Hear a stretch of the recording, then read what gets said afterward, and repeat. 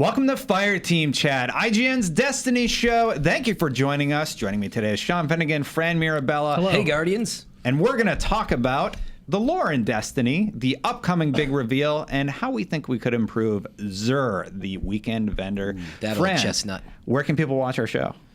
Oh, everywhere, Destin. iOS, Android apps, we got that cooking. We got PlayStation 4, we got the Xbox One, and of course you can find us on YouTube/Fireteam Chat and everywhere in between, and podcast formats out there, obviously, as well. Let's get right to it. The announcement that has everybody excited is the Destiny Reveal stream, Thursday, June 9th, 10 a.m. Pacific. You'll be able to check out that footage on IGN. But whatever it is, they say save the date, follow our channel. Their Twitch channel, they mean. This will be your first glimpse at what awaits you later on this year, followed by a deeper dive with the development team. Is this Rise of Iron? Why are they doing it before E3? I was surprised when I heard about this. Bungie, you should stream that on IGN. So Actually, the only other announced content for later this year is Rise of Iron, right? And it's not even like it's not fully announced, actually. No, yeah, it's like a leaked. leak. We expect it to be the expansion.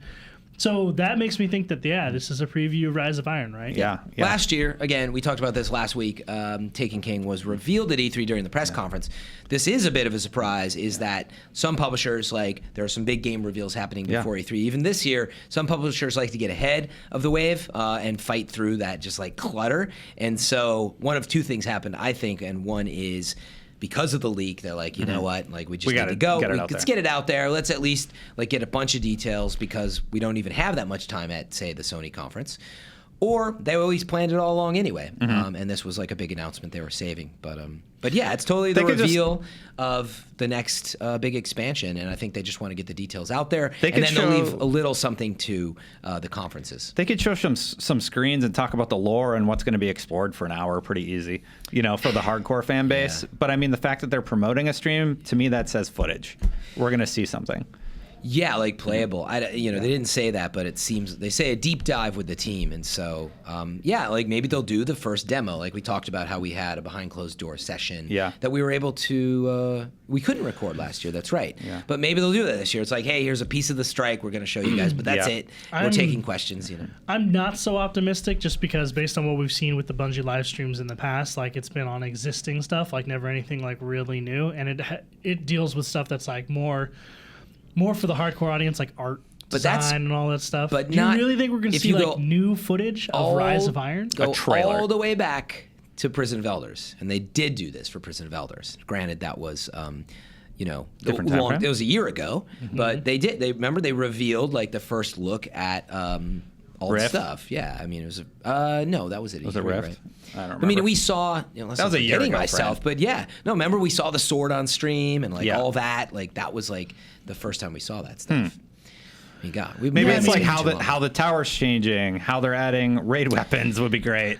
It's too much to speculate. I think a kiosk. What would we want to see? And that's where for me, we already talked about that. Well, stream. I mean on the stream, yeah. How the tower's changing would be great. Yeah, they're not going to go into that. I would rather hope for minor details and stuff, because I don't know if it's just, I don't know what it is, but I think big announcements, you should save them for E3, because there's no better way to cut through the noise than to be on stage at Sony, Definitely, but they're still potentially going to do that. I mean, they may have gotten cut out even. That could be it too. But sure, but you don't think that maybe a pre-reveal kind of takes away some of their thunder? Steals their own thunder? I do. A lot of people are doing this too, the Watch Dogs 2 bag that got leaked. They just gave away the Watch Dogs 2 announcement for E3. Oh, really? And it's just there's all this merch being sent out for Watch Dogs 2, and then Ubisoft's just oh yeah, you're totally making Watch Dogs 2. And I'm well, there goes your E3 announcement. We're what are you doing? What's your marketing team doing? Yeah, but they didn't plan that, obviously, so nobody plans. We don't know what they plan. Well, I don't think it wasn't a leak. They sent out Watch Dogs 2 merch to a bunch of influencers. I didn't realize that. I totally missed that. And people started posting photos of it. They're well, I guess Watch Dogs 2 is a thing. Here's a photo of my Watch Dogs 2 bag. Is there a logo and everything in there? Oh, wow. That's amazing. And Ubisoft commented, they're we're super excited. We're going to announce more very soon. Oh. Well, that was it. Whatever. Yeah. I don't actually think that damages its tone, because we haven't seen anything from the game. No, it's probably part of their strategy. But my point is just as E3 is this time of year when you get all these big game announcements, big reveals, twists and turns of games that we didn't know were coming, or like, we finally get to see something we knew was coming. It just seems like that's the prime time to reveal the last big expansion before Destiny 2. It is, but you don't know what they know and what between all the publishers, they're all fighting for the biggest announcements. There's a ton of stuff, and it changes in real time. Even I've known stuff to get pulled to minutes before and changed based on other people's conferences. Totally. And so I guess my point is, like, Destiny, it's not like a huge thing. I think it absolutely will still be there. Destiny is a huge thing. It is the biggest thing. You know what I'm saying? Like, Fireteam chat represents. Yeah. Seeing a new, like, whatever, if they show some Last of Us 2 footage, like, that's huge and monstrous for Sony. Oh, yeah. And it's first party. Look, or they release No Man's Sky on time. No, I think we're getting a little off track, which is to say, first of all, what did we think the stream was going to be about? I actually think very clearly it will be a little, not super long, because they've done some of those that are not like crazy long, closer to, maybe it's a 40-minute stream. It'll be like close to an hour. Yeah, dude, they could just talk about lore. Let me finish. They could just talk about lore and show some concept art. Let me finish with my idea, Destin. So they're going to come out. They maybe show like just a piece of the cinematic or something without showing, say, I don't know if they're going to save the trailer for E3. Probably. Let me finish. So then, they do that, but then they this is it. All right, quick note on why is it Rise of Iron? Okay, you heard the name, and here's quick overview. And they'll probably have a brief discussion, and then hopefully, and that's where I'm not sure, they might be able to show us something, because you're right, it's like a whole stream. They're inviting potentially some annoyance, which is if you're gonna like tune in and then they don't show you any gameplay, you're gonna be like, I mean, fine, you told me what it was, but then like I didn't get to see gameplay. So I don't know on that. And then I think just a general discussion, on like why they really dove into Banner, and will or will they not talk about some features like, yes, like the raid is coming, it's going to be our biggest raid ever, maybe, but something like that without giving away. And that was my point. Some still reveal. I think they'll save for E3. Let's look at all the other reveal streams that they've done and all the assets that they have available to them to showcase. They've shown concept art when talking about new strikes and new story missions. They've shown how the tower transforms, new things that are in the tower, like new kiosks, how the rift changes, how characters in the tower and the rift now react to your presence. Maybe they're going to change in some way. I mean, just that alone, that's enough to fill an hour-long stream, and they have done it before.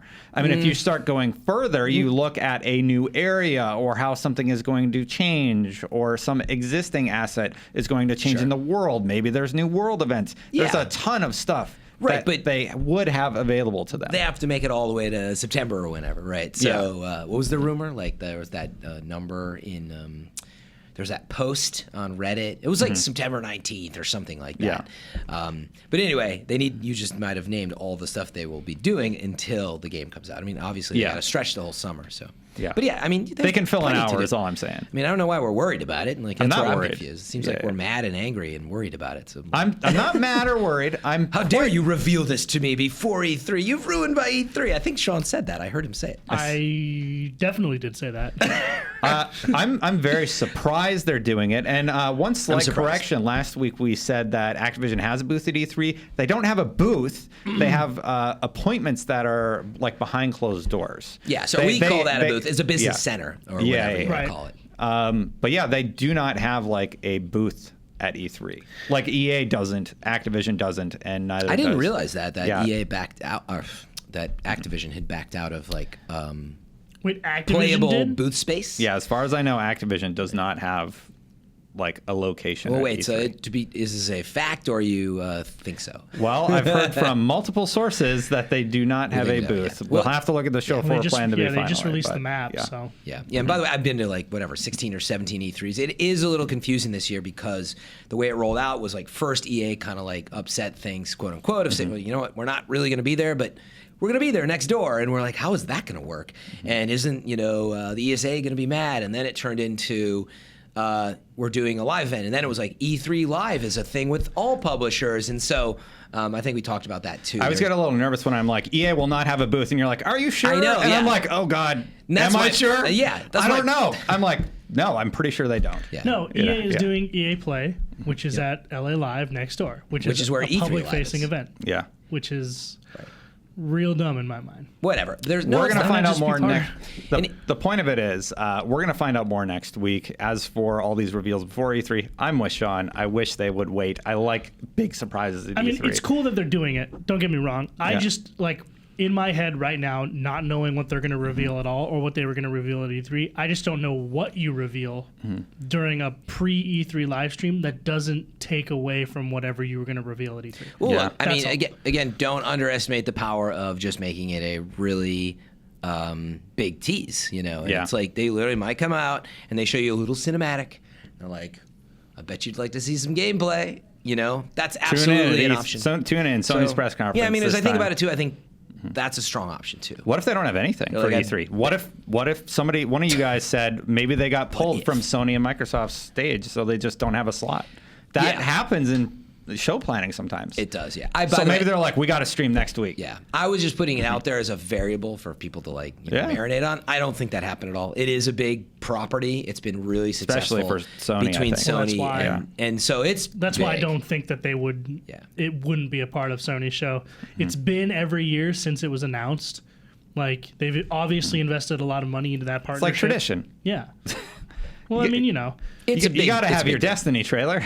Well, that's the thing is like, has Call of Duty ever not been part of an E3 press conference? It's funny because now it's part of Sony's as it used to be part of Microsoft's, but it's always there. Well, let's put it this way. Huge Don't worry. They're definitely not going to show up at E3 and they're like, well, you already saw this and it's shoved in some like montage reel. Yeah. It will be a big thing there in some capacity, whether it's a first look at a strike or first gameplay or just like a really big trailer. And we'll dissect the crap out of it. It'll be the first time we see little pieces of things. There will be plenty at E3. I'm very confident in that. Well, moving on, let's talk about Destiny in its current state and some of the improvements we'd like to see. Let's start with Xur. And Sean, how do you think they should fix him? Because right now he shows up every weekend and he's like, hey, I got some exotics. They'll take your strange coins. All right. That sounds maybe your 3 coins. He's not really exciting anymore. How do they spice him up a little bit again? Double the exotics. Get him some new clothes. Twice as many exotics. Twice as many. More worms on his face. I don't know. I mean, Xur is one of those things where it's like, I get why they changed him before. They don't want people they don't want players to think of that Xur being the primary way of getting exotics. So I get why they kind of like nerfed that Did they get rid of him? it. No, but they kind of switched out his inventory so that what he has and like the legacy engrams, like I don't know, has anyone ever bought one of those? It's for that's the thing. It's a solution for newer players getting into the game, which totally works. Why would you ever buy them though? They're worse than the blues you can get at the beginning of the game. Because you want Thorn still, right? And so I'm pretty sure that'll drop from legacy, right? No, that's a quest. Thorn is a quest now? Yeah, Thorn's always been a quest line. You got to go kill the big ogre and everything and kill the witch. Oh, you're right. It is. But for the stuff like whatever Hawkmoon, then you want to get Hawkmoon and you get the year 2 version. Yeah, see the problem? Yes, but there's still we'd have to go back like over year 1 weapons now. Is why I'm like hesitant. I'm like, okay, what's left from year 1 other there's than not a lot. I don't know. Yeah, they're not going to fix them in Destiny 1. I'm talking Destiny 2, and my idea for Xur is to have the player need to go through some sort of trial to be able to access Xur. Like right now, you just walk up to him and buy something. Yeah, something like that would be kind of interesting. Like a story quest where you actually have to achieve something to be able to buy these coveted items from this cool weekend merchant. But I did want to finish that thought. Sorry, like Pocket Infinity was the example I was searching for. So fine, you want to get Pocket Infinity, right? Have it. Yeah, I don't have it too. No way, it's great. But that's a reason to use Legacy Engram for new players, but also as a faster way to acquire, hopefully, some of the exotics that are dropping that aren't, as quest-based. So it's good for that, but you're right, I don't think that's doesn't help us. Yeah. And so you're saying you want them to be, like, giving out quests and stuff?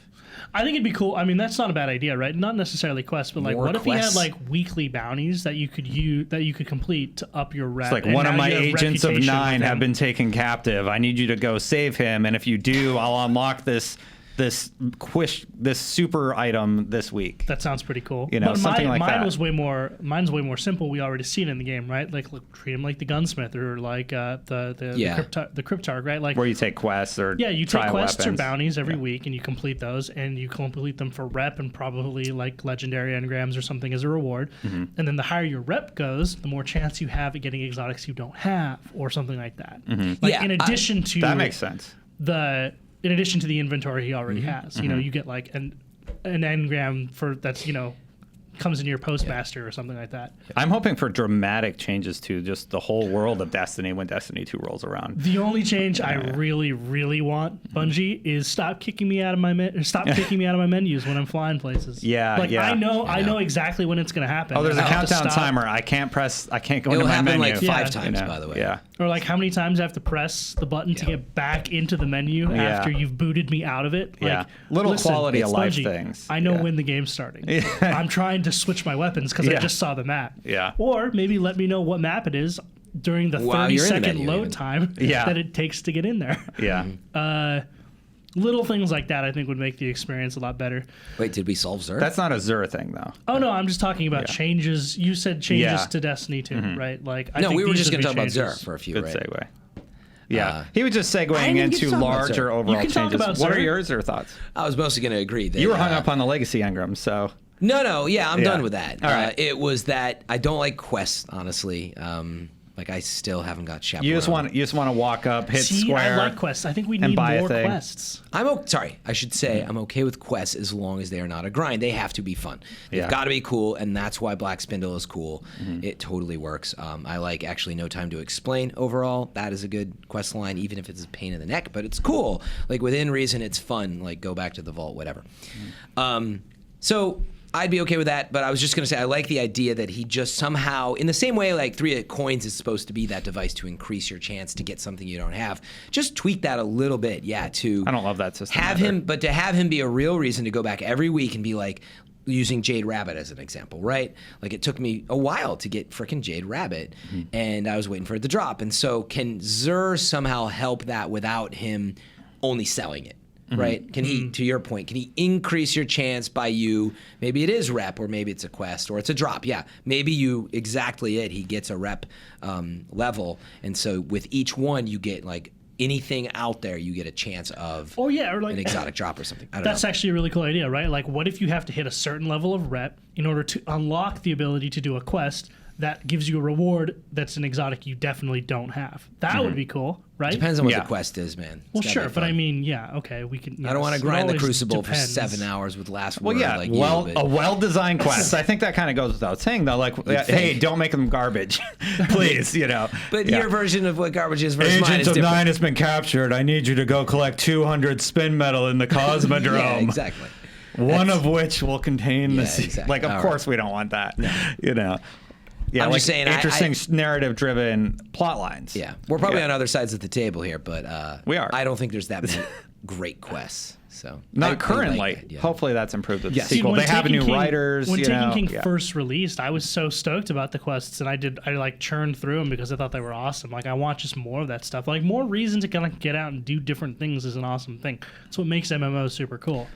Not that this isn't. Maybe MMO. you do these quests one time, then you don't have to do them again. There's a lot of solutions there, The weird part is, like, at first I was really against what I felt like was ruining Xur, and he wasn't selling anything I needed, and there was nothing new. And there will be new exotics that I think you get a little bit of a return. You always get that in the first, like, few months. That is, he's actually making Ooh, a new some. exotic? All right, I can buy it from Xur. Yeah. But with Taken King, that's the point. They turned almost everything into quests or, like, special lines and stuff where you had to acquire it, and so there, wasn't that useful. It's weird that I have to buy a thing from Xur for a chance at getting an exotic. Like, it just seems a weird economy decision they made. Well, for sure, and that's what I was gonna say. I've gotten very used to the fact that, like, quite honestly, other than Xur selling like some 3 coins, just pick up 3 coins every week. and the silver needles, like that's fine. I've gotten very used to it. I don't really need Xur as long as like getting exotics is just done right. You know? Like Jade Rabbit and or even just drops. I mean, it's not Still exotic. don't have a but truth. Yeah. You don't. Well, but see, so you're explaining why Xur works for you. He sells truth, Sean. So I know that, but he hasn't sold truth in a long time. I know, but my point is, so that's where I think it totally works. Sorry, I wasn't actually mad at you. I was just defending the idea that, like, they had that idea. It does work, but for, like, new exotics and all these new quests. I like quests. We want to be good quests. I think we agree that's actually the right way to do it because you're not just, like, waiting forever. You're in control. Yeah, do something. For the most part, if you want Sleep Your Simulate, you're in control. So, like, go do it. And as long as it's fun, I'm down for that. But make sure that it's fun. And then that's why, again, for me, for Xur, it's like, I'm fine with him mostly as is. But yeah, it'd be nice if you added something new. A layer. Like, mechanic, something like even a rep layer, I think is really smart. I don't know how that plays into the exotic world, but I think there's something there that I'm like, cool, I got my bounties from Xur this week or whatever, and make that, I don't know, just intrinsic to what he can offer. So there you go, Bungie. Go ahead and make Xur better. I mean, that's all you really needed, right? We fixed everything. Just kidding. We totally didn't. The final topic I wanted to talk about is the lore of Destiny. There's this game out right now called Overwatch. Never heard of it. Yeah, never. It's a new shooter made by Stole my joke, Fran. made by an indie company, Blizzard. Maybe you've heard of them. Sarcasm. Anyway, the way they handle their lore is through like the animated shorts that they release. We learn more about Winston and some of the other characters in that product. And a lot of the lore is just kind of on their website, and people are eating it up. They're really digging There's a lot of in-game storytelling, too. Yeah, a lot of the in-game storytelling. And what is the in-game storytelling, though? Well, like characters will make comments to each other. Environmental storytelling. What you're running. Past lore and stuff. Right. But it's like in multiplayer matches where you're running by each other and stuff, right? Exactly. Well, so I I haven't caught that yet. I played for several hours now. Give me an example. Like Tracer yells at McCree, and it's like Genji a storyline. And the other Hanzo. Genji and Hanzo say stuff to each other. They hate each other. But I'd have to be in a match Aren't with they you. brothers? They are. Yeah. You have to play in a match together to find out. Is that how it works? I'd have to be in a match, and they're both in, and like. Yeah, Vince and Is it Janito like in the beginning of the game, or do I have to be like in proximity to? You would have to get specifics from Vince and Janito. This is the Destiny show. I don't know every little aspect about Overwatch, but Vince was talking about it today, and that's kind of where this subject came up. So they handle lore very similar to how Destiny handles lore. Yeah. And I'm kind of wondering. Yeah, in a similar sort of vein. And I'm wondering, why is Destiny getting such a hard time for it, and people are eating it up with Overwatch? I'm just as confused as you. Yeah. I love Blizzard cinematics, though. I can say that. And there's more material there, I believe, than like that one, the Queen cinematic that we got is like awesome. Like, that's it. I think Blizzard probably did a little better job there. Oh, well, their cinematics are phenomenal. But meaning in terms of For quantity, years, Blizzard cinematics have been they set the amazing. bar. But meaning I haven't watched them all yet. But you can find them on IGN. You can watch the Overwatch movie, which is all the cinematics that have been released in one video. I watched it for 30 minutes and I was hooked. It's like a Pixar movie. And there you go. That's my point. You have like 30 minutes. That's the number I was looking for of like all that footage, and like we got probably 90 seconds or 2 minutes of big difference in that amount. So I think that goes a long way. If we put together all the Destiny cinematics, we'd probably get 30 minutes. So here's the thing. I'll tell you why. From the very beginning, Blizzard was clear that Overwatch was a multiplayer only experience. Yeah, okay. Whereas the expectation for Destiny was that you could jump into this game by yourself and experience a deep and nuanced story with characters and all that stuff, and have this world and this universe fleshed out for you. So I really think it comes down to expectation, is that Destiny isn't just a multiplayer game. Like there's a lot of stuff you can do by yourself. Nor and is the that expectation's been established that you just get storytelling that way. Yeah, nor is that what people expect from Bungie. So I see your point. Exactly. They expect superb storytelling from Bungie, which is one of their company's goals. That's true. Actually, I think that's a very good way to put it, is the expectation, which we saw with Destiny across the board. People thought follow up to Halo, better than ever, the best thing Bungie's ever done in terms of everything they've accomplished, from multiplayer to story to world. And then when it came out and it was grindy and the story wasn't clear and actually kind of got blown up, apparently, your expectations were so high that people were just pissed. Yeah. And so, I think it's a good point. Like, people like Overwatch, nobody understood. It was a bunch of weird looking characters, and your expectation was totally not there. Yeah. And I think you're right. Then you play it, the gameplay is really good, and you're like, I want to know more about my favorite character, Bastion. I want to know more about this character, and they Google it. Yeah. So that's the other thing, is like combat. The way you consume the lore in Destiny and in Overwatch is different, right? Like, in a game like Overwatch that was marketed as being multiplayer first, what hooks players is going to be the game mechanics and how interesting the characters are and the abilities and how it all works together, the gameplay, right? Whereas in order to get into the gameplay of Destiny, the hook was the story and the universe. That's how it was marketed, right? Explore this whole world by yourself or with your fire team. This ancient race of aliens, the darkness, all this cool stuff about how humanity had fallen from its once high perch and all that stuff. And questions that have still not been answered today, right? That is kind of the hook that gets you into the super awesome mechanics and gameplay of Destiny, whereas the other like within Overwatch, it was just kind of marketed totally different from the outset. So that expectation was different. So we're talking about... You can talk about how both games have similar mechanics by including storytelling outside of the game, like on Blizzard's side, or, you know, the Bungie's Grimoire cards. But if the expectation is different, then you can't really compare those things apples to apples, no, right? It's funny. When you said it, I was like, oh, yeah, it's totally a matter of expectation. And so one is surprise and like, ooh, I can't believe they did. Oh, that's so cool. And, oh, they're your brothers, and that's cool. Like, no expectation. Whereas, man, Bungie got skewered for the expectation. Yeah. Expectation really was up here, and then they delivered kind of down here. And we see that a lot in games. Yeah, because think about what if the expectation was that, okay, there is a single-player campaign, and you could play as one of those brothers, and what you had hoped for was a 1 to 2 hour mission that told the story of why you hate your brother or why he betrayed you and stuff, and you don't get that. You would see a similar sort of outcry. Yeah. To but they never marketed it but that way. It was never told. It's supplemental. That you So like you have this fantastic multiplayer thing with this deeper story that you can read about if you want to, but that's not what we're building here. We're building a competitive shooter. It's a Blizzard PvP game, you know. Yeah. So the expectation was not campaign was not really a word uttered there, right? Yeah. So Never was, that's the big difference. All right, so it was no campaign expectation. Looking forward to Destiny 2, how should they handle the story? Should they abandon Grimoire altogether and these supplemental pieces, or keep them there but just make sure? I mean, I think they keep them there. They keep them Grimoire's there, but great. they have a fantastic story. I've said it a million times. I've said it a million times. In Destiny 2, they need to have a fantastic story. If they don't, that property is going to be in trouble. That is a good idea. I mean, Listening, Bungie. I Awesome think story. If in your you game. seriously think people will stick around or like come back for a Destiny 3 if the narrative is yet again, they've lost anybody interested in I any agree, divine storytelling. What I was getting at is like I assume that story was very important to them, and in the process of trying to put all this together, I mean, it just totally fell apart. Yeah. And I think the idea behind the Grimoire is absolutely fine. I would keep it. Like, actually, I love that. Like, go deeper. And if you didn't know, I know everything about Pre-E3. Like, that's awesome. However, I don't want to feel like there's no awesome story at the core. Like, I don't want to have to look at Grimoire. And that's what we always talk about. I want to go to a website. I don't want to read bios in the game, like, just when I play it.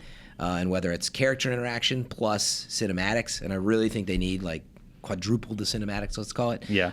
That would go a really long way. A couple really big events to tell a story of, well, really getting to the raid each time in the game, and a few other pieces. Like, actually, if you remember, you know, like, that's what was confusing. We kept seeing what's her name? She showed up with the gun.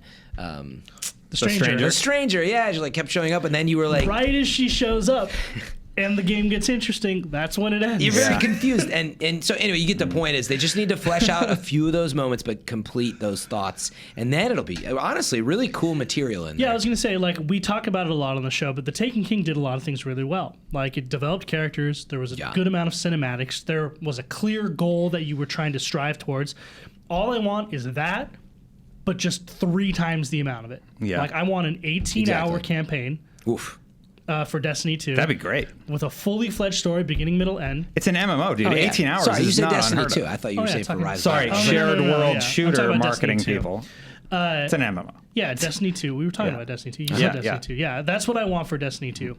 18-hour campaign with missions, characters, a beginning, middle, and end, a clear goal to strive towards with, you know, a clear conflict that I feel engrossed in and that I feel like personally me, the Guardians, have to figure out. Yeah. Branching narratives for classes is something I really want. I want to know more about just the Hunter world and just the Warlock and just the Titan world. They did like such a small amount of that in Taken King, but it was really effective, like how you get your new class. Like, that was super cool. Like doing the hammer, like all that. You learn history about the hammer, who wielded it first. That was cool. Yeah, like the Sunbreakers are some ancient class of Titans that have been around since the beginning. More of that. Like that was super cool.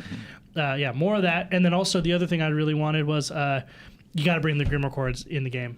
That's my biggest thing. Is I don't mind there being Grimoire cards. Like I brought it up on a previous episode. Mass Effect Codex. Exactly, Mass Effect's Codex. I spent hours reading that thing because it was awesome. But the And reason they're I could do funny it is because I could just press start, go to the Codex, and read about some cool thing that I had just discovered. Yeah. You know where else is a great time for that is the loading screens. It's what everybody does. Like, just pull that. Everybody does that in game design. That's so true. What if just when you're loading in, Grimoire cards kind of just pop up? Yep. Or like, your they could ship's even be flying there. in, You your could just ship's read 'em. flying in, and like maybe dialogue is delivered between two people on your ship or something. Like your ghost and you could talk, and your ghost could give you information about the world. Yeah. Well, you got to You know? be careful of that stuff because it gets repetitive. Not if you have it's like, 500 we can all grimoires go to through- randomize, and there's a sequence of code in there just that says make it don't skippable. repeat I your was saying entries. your dialogue and flying into places. Like, Yeah, you only have an devolves option to turn it arc You know off. what else gets so- repetitive, friend? Watching the same flying in animation 1,000 times. Yeah. over No, and I over know, again, but it and was not like, being able to do anything. Whether we wanted it or not, we've stepped into a war with the Cabal. That's right. amazing. We all know that one, and it comes up a billion times when you play Valis. I was just saying you don't Yeah. want that effect, Yeah, I but the get it. Grimoire cards just being available would be killer. Yeah. Yeah. I've read so much, like, Mm-hmm.